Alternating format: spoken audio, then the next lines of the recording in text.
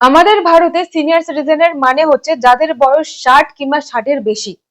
এই সমস্ত মানুষদের অনেক অধিকার দেওয়া হয়েছে।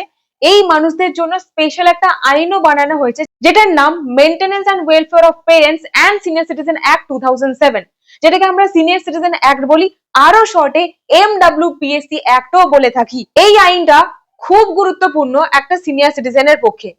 কিংবা যদি সিনিয়র সিটিজেন তুমি নও কিন্তু তোমার বাবা মা সিনিয়র সিটিজেন, তাহলেও এই আইনটা জেনে রাখা খুব প্রয়োজন। কারণ আমাদের দেশে দেখা যাচ্ছে, বিশেষ করে মেট্রোপলিটন শহরে, ছেলে মেয়েদের হাতে বাবা মা অত্যাচারিত। ছেলে মেয়েরা বাবা মা হিসেবে সম্মান করে না।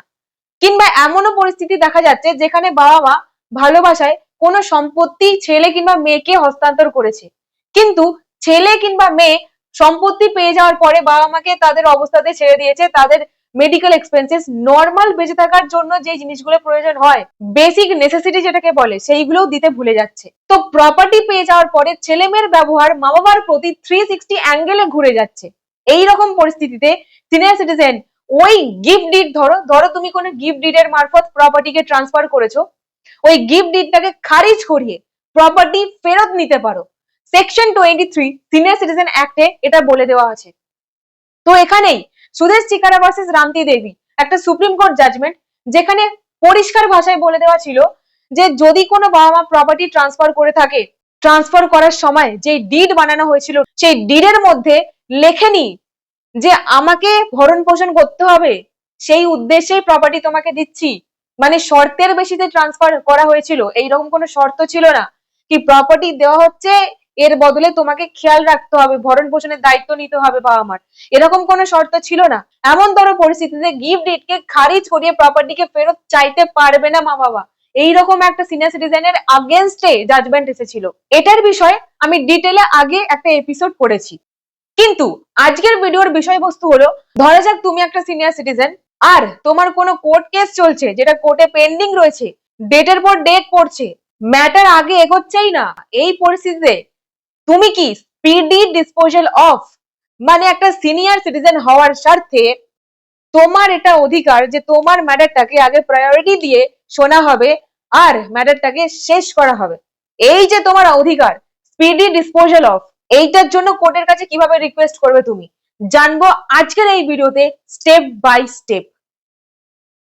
সো হাই এভরিওয়ান, আমি অ্যাডভোকেট পাপিয়া আর তোমরা দেখছো ডিকোড দিলা বাংলা। সাধারণ মানুষকে সাধারণ ভাবে আইনটা বোঝানো আমার এই চ্যানেলের উদ্দেশ্য। তাই ভিডিওকে একটা লাইক, চ্যানেলকে সাবস্ক্রাইব আর আপনার বন্ধুদের সঙ্গে এটাকে শেয়ার করবেন। অন্ধ্রপ্রদেশ হাইকোর্টের একটা জাজমেন্ট এসেছে, তাই এই জাজমেন্টের রেফারেন্সেই তোমাদেরকে বলছি কিভাবে তোমরা সাহায্য নিতে পারবে। তো কেসের নাম ফুলুরি বেঙ্কটা হনুমন্থা কৃষ্ণমূর্তি শর্মা ভার্সেস ফুলুরি বেঙ্কটা লক্ষ্মী নরসিংহ রাও, 2020 SCC অনলাইন AP 1750। জাজমেন্ট এসেছে 7 ডিসেম্বর 2020 তে। এই জাজমেন্ট থেকে একটা লাইন কোট করছি, শোনো। The real respect and honor to the senior citizens is to render speedy justice to them, for which they would have a legitimate expectation. একটা senior সিটিজেনকে real respect দেওয়ার মানে হচ্ছে তাদেরকে তাড়াতাড়ি শুনে তাড়াতাড়ি তাদেরকে ন্যায় দেওয়া। তাদের এই যে আশা, এক্সপেকটেশন যে আমার কেসটা তাড়াতাড়ি শোনা হবে, ন্যায় পাবো, এটা হচ্ছে একটা লেজিটিমেট আশা। এই আশা তারা রাখতে পারে কোর্টের কাছে। অনারেবল কোর্টের সামনে একটা কেস পৌঁছেছিল যেখানে 2002 সালে একটা কেস ফাইল হয়েছিল, 2010 সালে সেখানে একটা ডিক্রি পাস হয়, আর একটা অ্যাপ্লিকেশন যেটা পেন্ডিং ছিল 9 বছর ধরে। একটা সিনিয়র সিটিজেন সে 9 বছর ধরে মামলা লড়ছে। এই পরিস্থিতিতে কোর্ট এটাকে আনরিজনেবল ডিলে বললো। আর কোর্ট বলছে শুধুমাত্র বাসে ট্রেনে কনসেশন দেওয়াটাকে সিনিয়র সিটিজেনের রেসপেক্ট করা বলে না। একটা সিনিয়র সিটিজেনকে আসল রেসপেক্ট করার অর্থ হলো তাদেরকে তাড়াতাড়ি শুনে সময়ের মধ্যে ন্যায় দেওয়া। সুপ্রিম কোর্টের এই জাজমেন্টের রেফারেন্স নেওয়া হলো আর বলা হলো ডিলের জন্য লোয়ার জুডিশিয়ারির ওপর থেকে মানুষ বিশ্বাস হারাচ্ছে, ট্রাস্ট হারিয়ে ফেলছে। এখানেই ফাইনাল ডাইরেকশনে বলা হলো, অ্যাডিশনাল ডিস্ট্রিক্ট জাজকে এই ডাইরেকশন দেওয়া হলো কি আপনি তাড়াতাড়ি, যত তাড়াতাড়ি পারেন তত তাড়াতাড়ি এক্সপিডিশিয়াসলি এই ম্যাটারটা শুনে ডিসপোজাল অফ করুন। এক লাইনে এই জাজমেন্টে বলা হলো হাইকোর্ট এখানে লোয়ার কোর্টকে অর্ডার দিয়েছিল সিনিয়র সিটিজেনের এই পেন্ডিং ম্যাটারটাকে তাড়াতাড়ি শুনে আর প্রায়োরিটির সাথে এটাকে ডিসাইড করুন। তো প্রায়োরিটি হিয়ারিং দেওয়া হয়েছিল এখানে একটা সিনিয়র সিটিজেনকে। এখানেই স্টেপ বাই স্টেপ প্রসেস জানবো কিভাবে একটা স্পিডি ডিসপোজালের জন্য কোর্টকে আপনি রিকোয়েস্ট করবেন। আপনার কাছে টোটাল 4টে রাস্তা আছে। 1 নম্বর, ফাইল করুন কোর্টের কাছে একটা এক্সপার্টাইট হিয়ারিং অ্যাপ্লিকেশন। ট্রায়াল কোর্ট মানে যেই কোর্টে আপনার কেসটা চলছে সেখানে একটা অ্যাপ্লিকেশন মুভ করুন। অ্যাপ্লিকেশনে অবশ্যই মেনশন করবেন আপনার বয়স, আপনার শরীরের অবস্থা, health condition.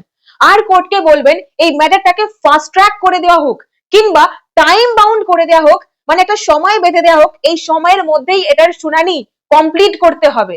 Option number 2, under article 227 হাইকোর্টের দ্বারস্থ হতে পারেন।